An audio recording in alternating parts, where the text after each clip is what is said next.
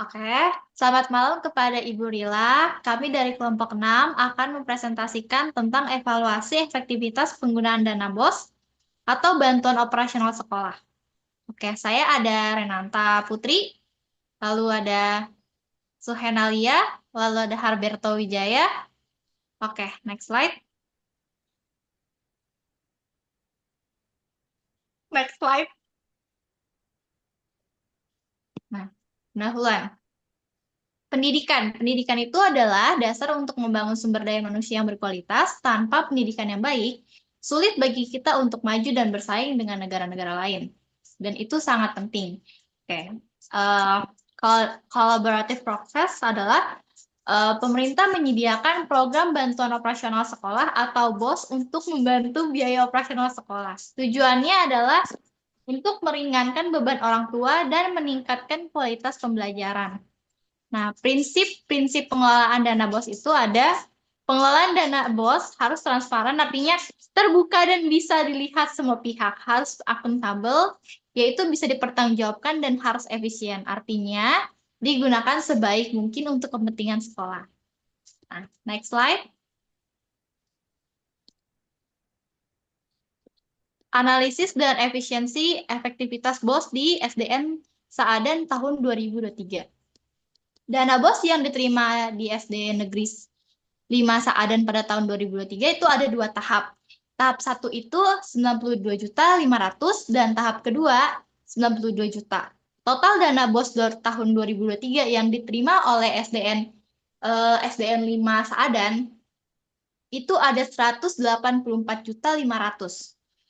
Nah, berikut adalah hasil wawancara dengan kepala sekolah dan bendahara yang mengalami permasalahan di SDN yang menjadi fokus evaluasi. Oke, next slide. Oke, saya dapat sumber dari laporan realisasi anggaran dana BOS SDN Negeri 5 Saadan. Kalau kita lihat ya dari tahap 1 itu realisasi belanja langsung RP 52.136.900 rupiah dan realisasi belanjanya 92.500 dengan persentase 56% yang dikategorikan sangat efisien. Nah, untuk ke tahap 2-nya itu realisasi belanja langsungnya itu 72.301.100 rupiah.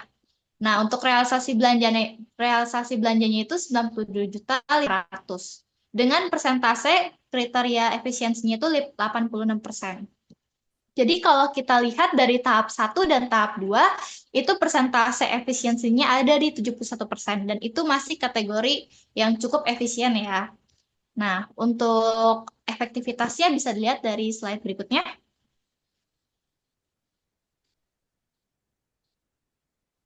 Nah, untuk efektivitas dana BOS di SDN 5 Saadan tahun 2023 itu dilihat dari tahap 1 itu realisasinya itu 92.500 dengan target 91.201.900 dengan persentase efektivitasnya itu 101%. Yang dibilang tuh cukup kategorinya efektif ya. Nah, untuk tahap 2-nya itu 92.500 dengan target 93.298.100 dengan persentase efektivitasnya itu 99% yang dikategorikan sebagai efektif ya. Nah, next slide.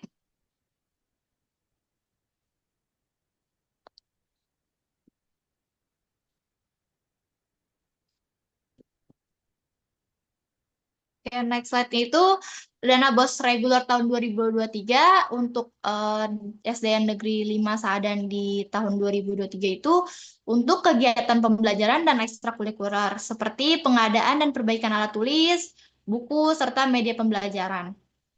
Nah, untuk kegiatan ekstrakurikuler itu seperti kegiatan pramuka, olahraga, seni, dan lomba akademik yang diadakan tahun 2023. Nah, dana-dana tersebut juga digunakan untuk pembangunan profesi guru, untuk pelatihan guru, workshop, dan seminar peningkatan kompetensi. Nah, yang selanjutnya ada langganan dan jasa. Seperti kalau di sekolah kan pasti perlu listrik, biaya air, biaya internet, dan layanan sekolah kan. Nah, itu dana BOS itu digunakan untuk itu. bantuan uang kepada mahasiswa untuk misalkan mahasiswa yang kurang mampu, jadi dia tidak perlu membayar SPP lagi gitu di tahun 2023 untuk tahap 1 dan tahap 2. Nah, itu tercatat ada 205 siswa yang menerima dana tersebut. Oke, selanjutnya untuk studi kasusnya akan dilanjutkan oleh teman saya, Suhenalia. Terima kasih. Baik, perkenalkan saya Suhenalia. Berikut saya akan menjelaskan tentang contoh lain dari efektivitas penggunaan dana bantuan operasional sekolah. Nah, yang kali ini itu di SMPN 36 Bandung. Nah, kita tuh mengambil data dari yang tahun 2024. Nah, di sini jumlah siswanya itu ada 611. Untuk jumlah gurunya ada 42 yang terdiri dari 18 PNS, 19 PPPK, dan 5 honorer. Nah, alokasi bantuan operasional untuk persiswanya itu 1.050.000. Nah, untuk total keseluruhan bantuan BOS-nya ada kurang lebih sekitar 642 juta. Nah, untuk penyaluran dan penggunaan dana bantuan operasional sekolah ini ada di eh, pertama di pembelajaran. Nah, pembelajaran itu apa aja? Yang pertama ada untuk buku teks, modul, peraga, media, TIK, dan lain-lain yang berhubungan dengan pembelajaran. Nah, realisasinya itu ada di 175 juta, yakni kalau kita kalau dipersentasikan itu ada di sekitar eh, 2,730. Kemudian untuk ekstrakurikulernya itu ada di lomba akademik, olahraga, dan seni. Itu em, biayanya sebesar 55 juta. Kemudian untuk sarana prasarana yang terdiri dari perawatan kelas, lab IPA, komputer itu ada di 140 juta. Kemudian untuk di utilitas dan administrasi seperti listrik di sekolahan, kemudian internet, sekolah, air, kemudian kebersihan, itu ada di 60 juta.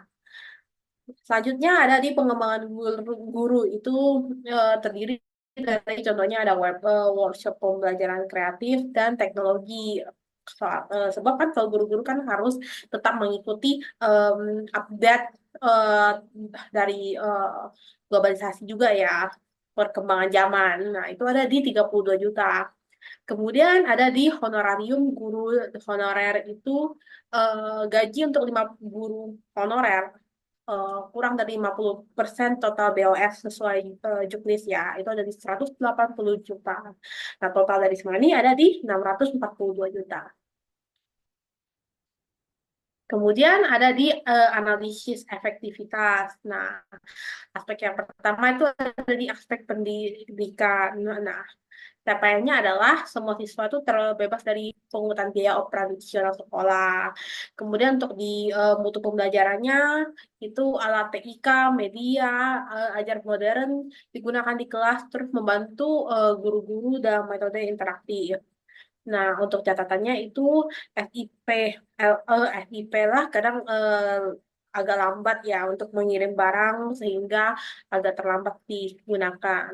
Kemudian untuk sarana prasarananya itu laboratorium IPA dan komputer tuh aktif digunakan. Terus alat-alat praktikum untuk IPA itu lengkap. Nah, kendalanya itu ada dananya agak terbatas ya untuk pembaruan kayak perangkat-perangkat yang agak besar dan memakai biaya yang lebih banyak ya. Contohnya mikroskop. Kemudian selanjutnya ada di SDM guru. Nah, workshop itu meningkatkan kompetensi guru dalam pembelajaran berbasis teknologi. Nah, kendalanya itu terkadang waktu pelatihan untuk workshop ini kan bukan ditentukan dari sekolah ya. Nah, itu terkadang ada yang agak terbatas, jadi waktunya itu pada saat jam jadwal mengajar gitu.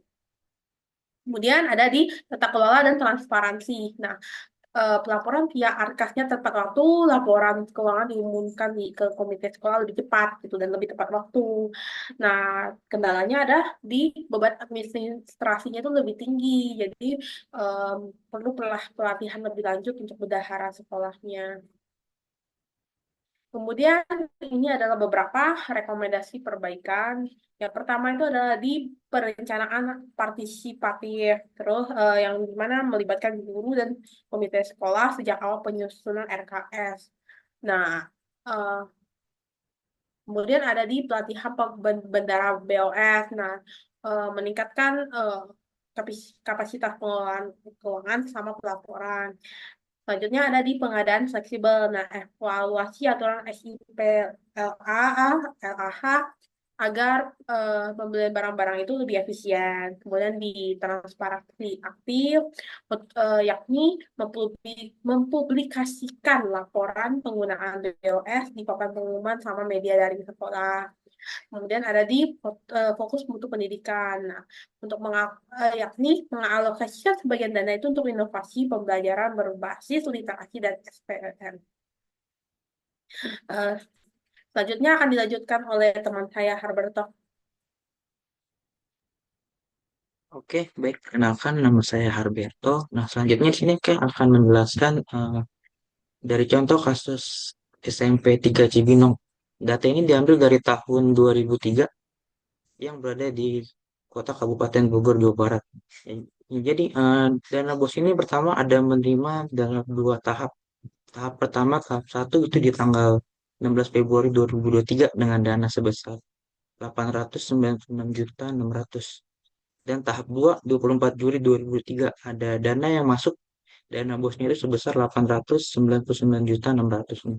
Total dari keseluruhan dana yang masuk ini sekitar 1,8 miliar. Oke, next.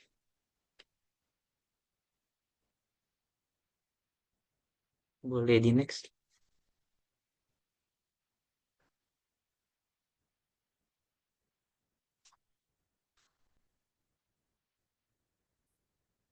Oke, untuk selanjutnya ini merupakan rekap penggunaan dari dana bos SMP 3 Cibinong yang pada tahun 2023 ya. Terdapat kegiatan yang pertama itu dilakukan untuk penerimaan peserta didik baru. Di tahap satu itu sekitar dana yang dikeluarkan untuk menerima peserta didik baru sebesar 4.229.000.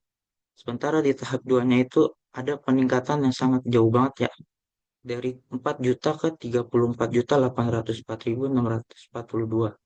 Jadi total ini kita bisa melihat dari trafiknya itu sangat jauh sekali penggunaan dana bosnya. Yang kedua ada untuk pengembangan perpustakaan. Itu tahap satu digunakan dana sebesar 20.191.800. Dan di tahap 2-nya dana yang digunakan sebesar 31.425.300. Dan untuk dana yang digunakan juga untuk pengembangan perpustakaan ini juga ada peningkatan sebesar 11 juta dari tahap yang pertama. Dan yang selanjutnya kegiatan ketiga yaitu ada kegiatan pembelajaran ekstrakurikuler. Ini pembelajaran yang dilakukan untuk menunjang pembelajaran di sekolah.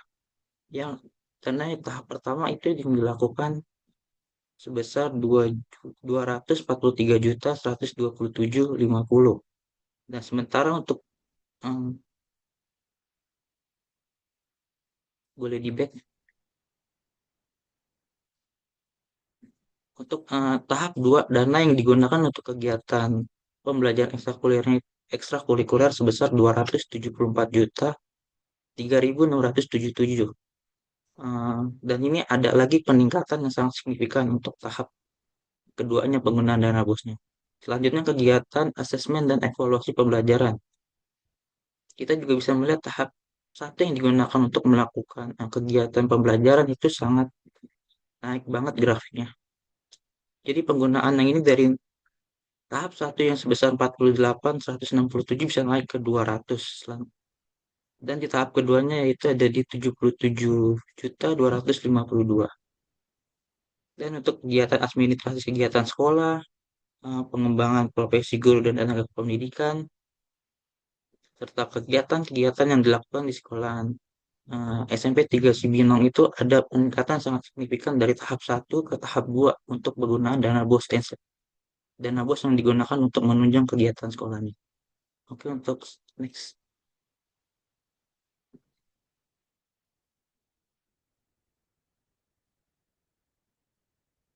Oke, di selanjutnya dalam pengelolaan dana BOS ini, apakah sasaran yang digunakannya itu tepat untuk melakukan kegiatan penunjang untuk pembelajaran sekolah? Pada bagian slide ini, kita ingin mengajak semua untuk melihat lebih dalam tantangan yang muncul dalam pengelolaan dana BOS. Saya ambil data ini berdasarkan sumber dari Wartawan Bogor tahun 2024. Kita evaluasi ini bertujuan untuk bukan untuk menyalahkan atau melainkan sebagai bahan refleksi perbaikan untuk kedepannya. Jadi terdapat dua indikasi utama yang perlu diperhatikan dalam grafik ini. Yang pertama, adanya dugaan laporan yang direkayasa yang menunjukkan bahwa dokumen keuangan tidak sepenuhnya mencerminkan kondisi real dari dana yang ada. Dan yang kedua, yaitu transparansi. Transparansi yang rendah dan lemahnya akuntabilitas di mana pelaporan tidak terbuka dan pengawasan internal belum berjalan optimal. Selanjutnya, jika kita lihat dari grafik di sebelah kanan bahwa terdapat dugaan penyimpangan kasus terbesar pada kegiatan pembelajaran dan asesmen, yaitu sebesar 57% dari total kasus. Nilainya mencapai 643 juta. Dan selanjutnya disusul oleh pemeliharaan sarana prasarana sebesar 26%, atau dana yang dihabiskan sekitar 290 juta. Dan selanjutnya disusul oleh kegiatan sekolah, yaitu 17% atau 109 juta. Nah, data ini menunjukkan bahwa justru oleh kegiatan inti pendidikan itu resiko penyimpangannya itu paling tinggi dilakukan. Hal ini disebabkan oleh lemahnya kontrol internal dan minimnya validasi dokumen atau kurangnya pelibatan stakeholder dalam pengelolaan dana BOS ini. Jadi permasalahan ini dapat berlangsung terhadap kualitas pendidikan. Ketika dana tidak digunakan sesuai untuk peruntukan, maka proses pembelajaran, kesejahteraan guru, dan fasilitas sekolah itu bisa berdampak langsung untuk sekolahnya. Oke, boleh next.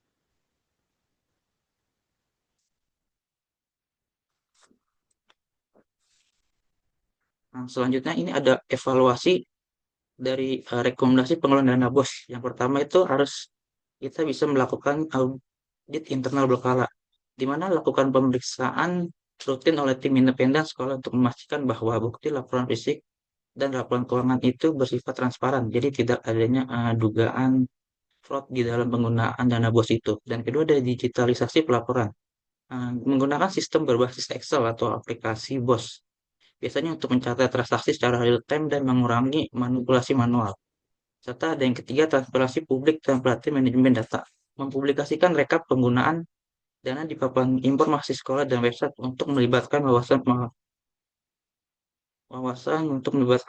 pengawasan masyarakat, serta tingkat kapasitas bendahara dan tim BOS melalui pelatihan akuntabilitas tata keuangan, kelolaan keuangan. Dan yang terakhir itu ada untuknya validasi dokumen di kegiatan, di mana kita memastikan setiap pengeluaran disertai dokumentasi lengkap, foto kegiatan, daftar hadir, dan laporan hasil dari penggunaan dana BOS itu sendiri.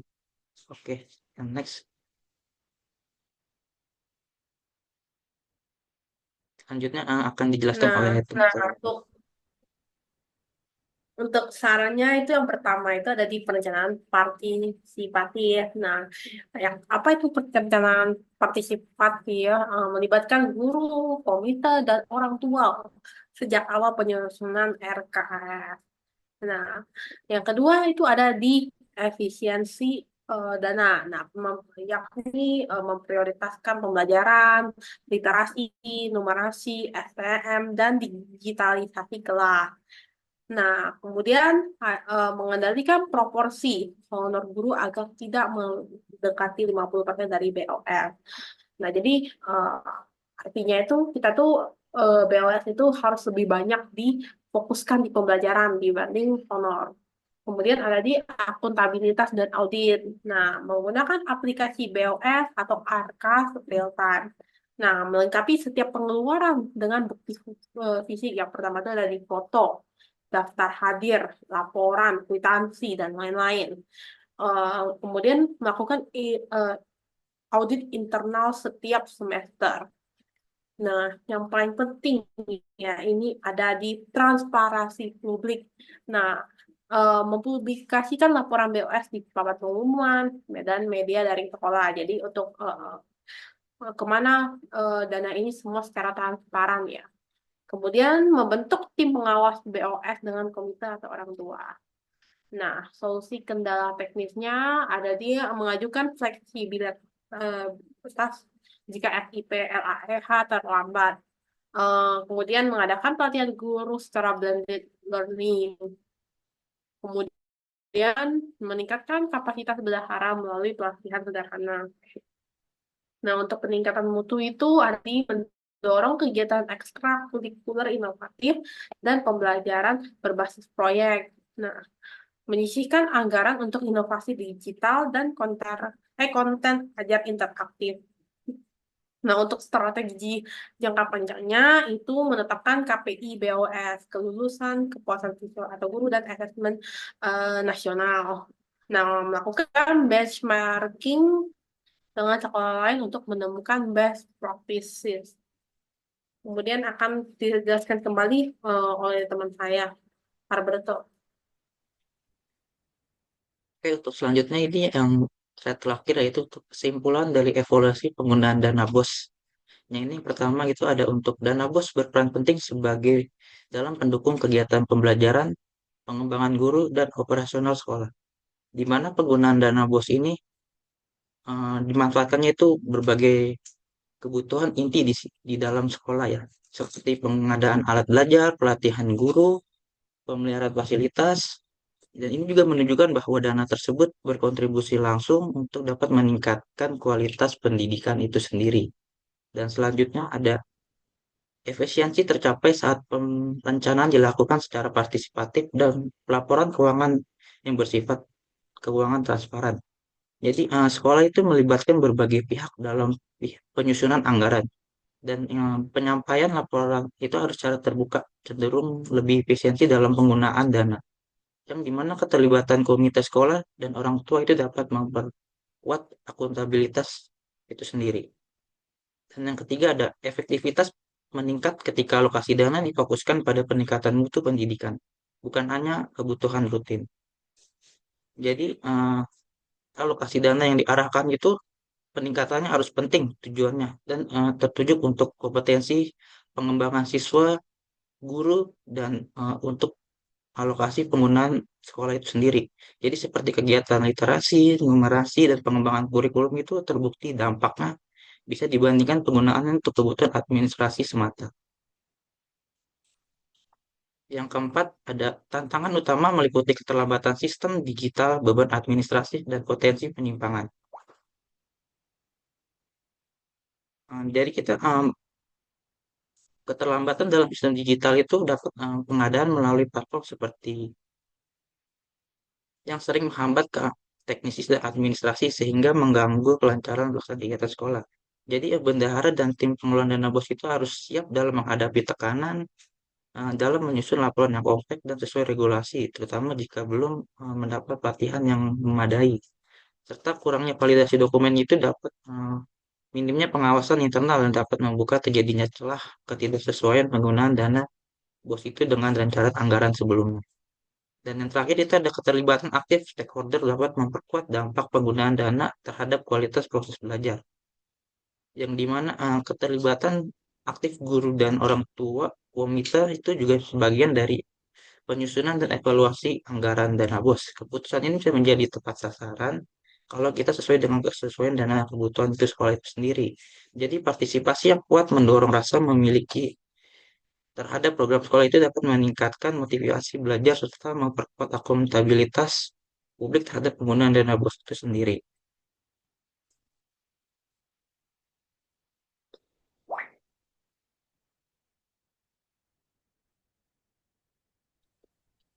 Ya, jadi ini adalah presentasi kita tentang dana BOS ya. Jadi kesimpulannya itu efisiensi dan efektivitas dana BOS itu bukan cuma dari dananya doang, tapi harus transparan dan akuntabilitas. Jadi dananya kan kadang-kadang di suatu sekolah itu berbeda-beda ya. Tapi Balik lagi untuk pengelolaannya itu harus transparan dan bisa dipertanggungjawabkan. Oke, sekian dari presentasi kita mengenai dana BOS. Eh, bila ada salah kata dan ada salah ucapan, mohon maaf. Terima kasih semuanya. Terima kasih.